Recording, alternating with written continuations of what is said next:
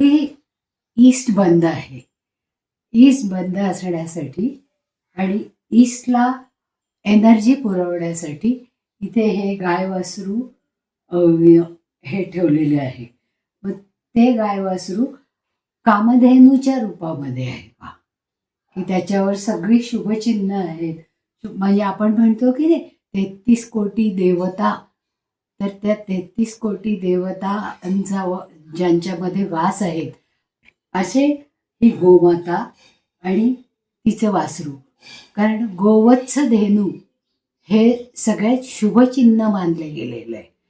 आणि कपिला ही समुद्रमंथनातून आलेली होती, त्याच्यामुळे हे गोवत्स धेनू पूर्वबंध असताना तिथे जर आपण ठेवलं शुभचिन्हांकित तर त्याचा जास्तीत जास्त उपयोग होतो आणि ती एक रेमेडीज म्हणून आपल्याला वापरता येते.